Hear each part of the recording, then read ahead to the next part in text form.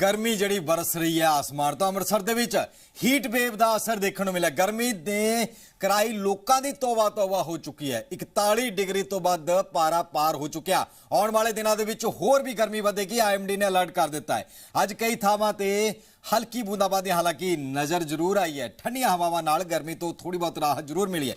कई थावां ते बारिश हो रही है ते कई थावां तौबा तौबा हो रही है गर्मी तो। दो तस्वीर दिखा रहे हैं। एक तस्वीर बनूड़ दी है, एक तस्वीर अमृतसर दी है। दोवां पासे देख सकते हैं। एक तरफ तो पारा 41 तो पार है, 44 45 तक पहुंच गया। लोग दोपहर एकदम सुनसान सड़क हो रही ने ते दूजी तरफ माड़ी मोटी बूंदाबांदी हुई है। राहत जरूर मिली है, दो तरफा राहत, क्योंकि एक तो गर्मी तो राहत मिली है, दूजा क्योंकि वाढी का सीजन लगभग हुण खत्म हो रहा। तो किसानों को भी हुण वो टेंशन नहीं है कि फसल खराब हो जाएगी या गिल्ली हो जाएगी। उन्होंने लैके हुण थोड़ी बहुत राहत जरूर मिली है। पर एक तस्वीर जरूर सामने आ रही, क्योंकि IMD वालों अलर्ट जिहड़ा जारी किया होया है गर्मी नूं लैके। पंजाब दे विच अलर्ट है, हरियाणा दे विच अलर्ट है, दिल्ली दे विच अलर्ट है। जेकर असीं गल करिए पिछले कुछ दिनों तो पंजाब दे विच लगातार गर्मी जिहड़ी वध रही है।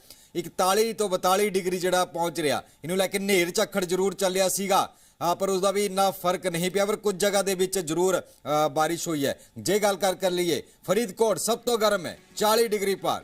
इनू लैके अलर्ट भी जारी किया गया है, हिदायतां दित्तियां गईयां ने। केंद्रीय हैल्थ सैकटरी ने सारे सूबियां नूं लैटर लिख के अपने पूरे मुकम्मल प्रबंध मुकम्मल करने वास्ते क्या होया है। इनू लैके कई सूबियां ने अपनी जिहड़ी गर्मियां दा एक कह सकते हैं कि तैयारियां होंदियां, मैनेजमेंट होंदियां, वो भी तैयार शुरू कर दित्ते गए। सब तो इंपोर्टेंट होंदा न्यूनतम रात का टैंपरेचर कितना, वो भी 26 डिग्री तक पहुंच गया। यानी कि रात नूं भी राहत नहीं है।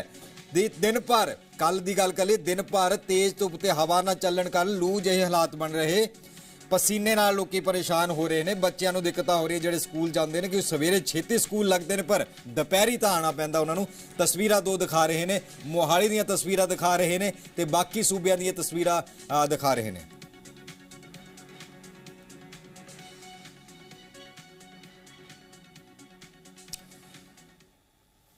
इसी खबर ते साडे नाल साडे सहयोगी शिमला दे विच क्या हाल चाल है वो जानते हैं। अंकुश हमारे सहयोगी शिमला से जुड़ती है। अंकुश, पंजाब में, दिल्ली में, हरियाणा में तो बुरा हाल है, कहीं कहीं बूंदाबांदी है। शिमला में क्या हाल है और हिमाचल के लिए क्या अलर्ट है? देखिए नितिन, शिमला में तो हाल खुशहाल है और बीते कई दिनों से जो लगातार गर्मी पड़ रही थी, लोग परेशान हो रहे थे, उससे आज एक बड़ी राहत मिली है। सुबह से ही बादल छाए हुए थे और अभी थोड़ी ही देर पहले ये हल्की बूंदाबांदी शुरू हो गई है। और जिस तरह हिमाचल प्रदेश की राजधानी और पहाड़ों की रानी शिमला में भी पहाड़ तप रहे थे, तापमान 27 डिग्री के पार जा पहुंचा था, उससे अब राहत मिली है। और आज पहले ही मौसम विज्ञान केंद्र की ओर से येलो अलर्ट जारी किया गया था। अगर हम आने वाले कल की भी बात करते हैं तो ऑरेंज अलर्ट राज्य के अलग अलग हिस्सों में बारिश को लेकर जारी किया गया है। 30 अप्रैल को, 1 मई को, 3 मई को और 4 मई को ये वो तारीखें हैं जब लगातार राज्य के अलग अलग हिस्सों में मौसम खराब बने रहने का पूर्वानुमान है। और अगर हम हिमाचल प्रदेश की भी बात करते हैं तो जो पंजाब के साथ लगता जिला ऊना है, यहां पर सबसे अधिक बीते कल 42 डिग्री तापमान रिपोर्ट किया गया था। इसके अलावा कुकुमसेरी में सबसे कम अधिकतम तापमान था, जहां पर 6.6 डिग्री था। अगर हम शिमला की भी बात करते हैं तो यहां पर भी 27.5 डिग्री बीते कल का तापमान रहा था। लेकिन अगर आज की हम बात करते हैं तो सीधा 5 से 7 डिग्री की गिरावट यहां पर रिपोर्ट की गई है। इसके अलावा अगर बारिश और ज्यादा तेज होती है नितिन, तो इसके बाद हम देखेंगे कि तापमान में और भी ज्यादा गिरावट आएगी। कुछ लोगों ने अपनी शर्ट के साथ स्वेटर निकालना शुरू कर दिया है और कुछ लोगों ने तो जैकेट भी निकाल ली है, क्योंकि लगातार जिस तरह से बारिश का क्रम जारी रहेगा उसके बाद जो हम देखेंगे ठंड भी बढ़ती हुई नजर आएगी। और कहीं ना कहीं एक बड़ी राहत है। और सबसे बड़ी बात यह कि जो हिमाचल प्रदेश लोग घूमने के लिए आ रहे हैं और खासतौर पर शिमला घूमने के लिए आ रहे हैं, उन्हें यहां पर चिलचिलाती धूप का सामना नहीं करना पड़ेगा। खूबसूरत मौसम, चारों तरफ पहाड़ और पहाड़ों के जो आसपास बादल और धुंध छाई रहेगी। और ये जो मौसम है ये और भी ज्यादा खुशनुमा सुहावना होता हुआ नजर आएगा। और जो यहाँ घूमने के लिए लोग आने वाले हैं उनके लिए एक बहुत बड़ी राहत है। इसके अलावा अगर हम स्थानीय लोगों की भी बात करते हैं नितिन, क्योंकि शिमला के लोगों को कुछ ज्यादा गर्मी सहने की आदत नहीं होती है, तो ऐसे में जब तापमान यहाँ 27-28 डिग्री के आसपास जाता है तो लोगों की परेशानी बढ़ जाती है। शिमला की अगर हम बात करते हैं तो देश की राष्ट्रपति द्रौपदी मुर्मू भी हिमाचल प्रदेश और शिमला प्रवास पर आई हुई हैं, तो ऐसे में उनके लिए भी एक खुशनुमा मौसम आज देखने के लिए मिलेगा, क्योंकि जो ग्रीष्मकालीन प्रवास राष्ट्रपति का रहता है वो गर्मी से राहत लेने के लिए उनके लिए होता है। तो ऐसे में जब आसपास का मौसम ठंडा होगा, खुशनुमा होगा, तो इससे भी उन्हें भी एक बड़ी राहत मिलती हुई नजर आएगी। कुल मिलाकर पूरे अगर हम मौसम की बात करते हैं तो जो जिस तरह से गर्मी शिमला में और पूरे हिमाचल प्रदेश में पड़ रही थी, उससे एक राहत बड़ी मिलती हुई नजर आ रही है। नितिन, अंकुश, कब तक ये राहत है, मौसम विभाग का क्या कहना है? और दूसरा, सीजन कब से शुरू हो रहा है टूरिस्ट सीजन की? आमतौर पे एक सर्दी में होता है और एक गर्मी में, गर्मी वाला सीजन, और इसके लिए तैयारियां क्या कुछ इस बार की गई हैं? और हम शिमला की नहीं, हम निचले इलाकों की भी बात कर ले, अगर वहां पर पानी की समस्या आ जाती है, ऊना, कांगड़ा, हमीरपुर, वहां के लिए प्रशासन ने कोई ये भी मीटिंग बुलाई है या अभी वेट एंड वॉच ही किया जा रहा है?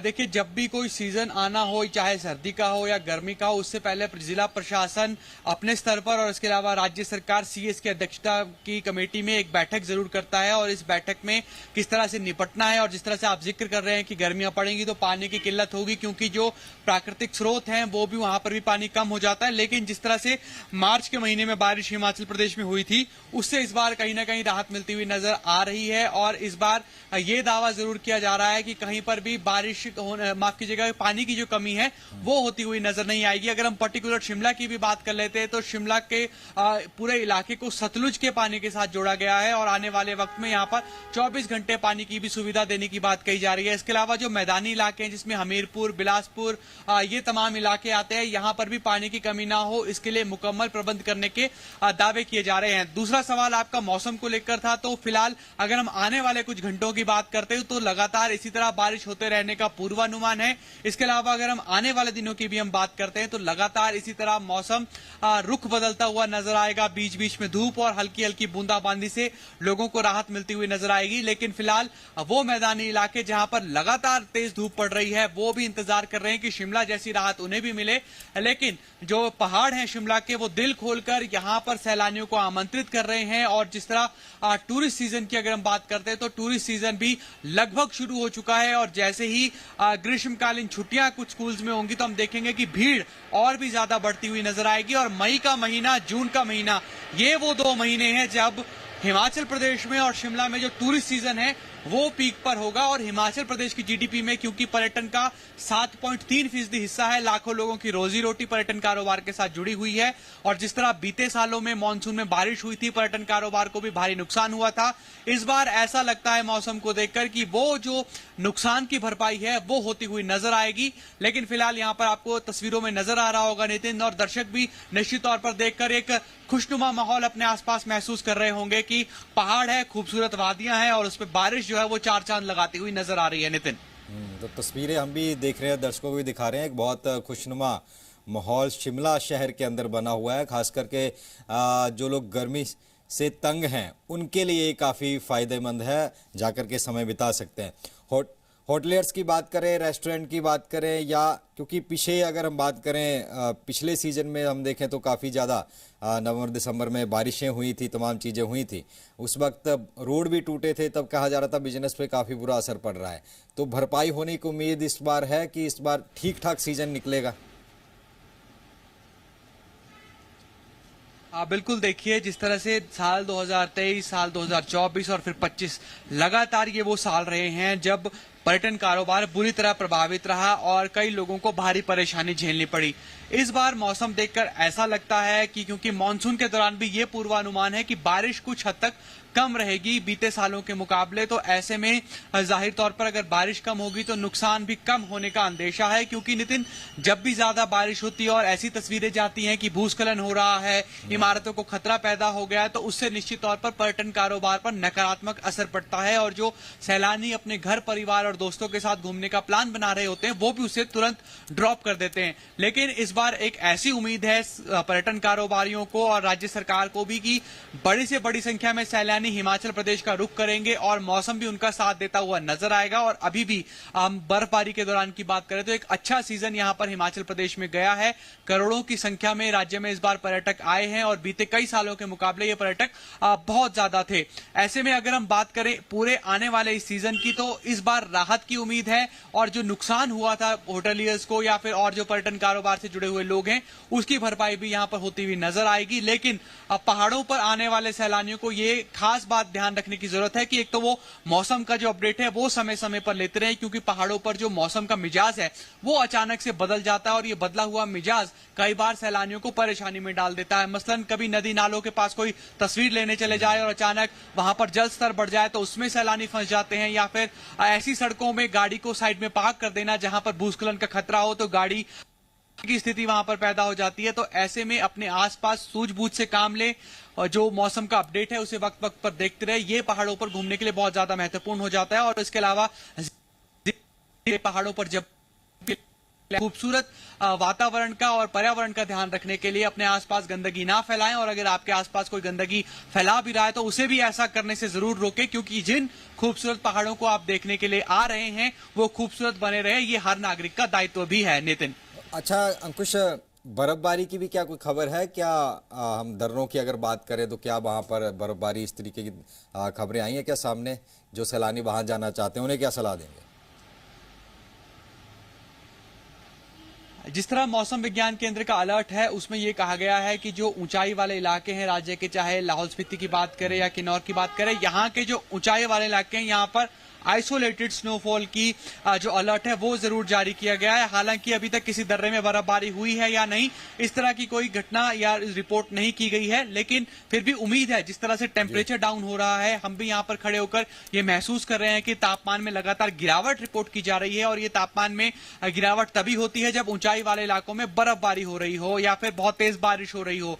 तो ऐसे में ये कहीं ना कहीं राहत भी हो सकती है, क्योंकि जो तमाम लोग ऊपर की तरफ घूमने जा रहे हैं पहाड़ों पर उनके लिए भी एक राहत है। लेकिन इस सब के पीछे खतरा है हेल स्टॉर्म को लेकर। अगर ओलावृष्टि होती है तो इसका नुकसान से बागवानी को भी होता है और जो राज्य भर के किसान हैं उसे भी इनका नुकसान झेलना पड़ता है। तो ऐसे में सिर्फ बर्फबारी और बारिश ही हो तो ये तो राहत रहेगी, लेकिन अगर ओलावृष्टि होती है तो इससे लोगों की परेशानी, किसान बागवानों की बढ़ जाती है। नितिन, बहुत बहुत धन्यवाद अंकुश तस्वीरें दिखाने के लिए, और आप यूं ही खबर हमें देते रहिए क्योंकि आज राष्ट्रपति का भी दौरा हिमाचल का शुरू हो रहा है। तो आगे जिस तरीके ਨਾਲ ਅਸੀਂ ਗੱਲ ਕਰ ਰਹੇ ਤਸਵੀਰਾਂ ਵੀ ਤੁਹਾਨੂੰ ਦਿਖਾਈਆਂ ਸ਼ਿਮਲੇ ਦੀਆਂ ਤਸਵੀਰਾਂ। ਸ਼ਿਮਲੇ ਤੋਂ ਸਾਡੇ ਸਹਿਯੋਗੀ ਵੱਲੋਂ ਰਿਪੋਰਟ ਦਿੱਤੀ ਗਈ।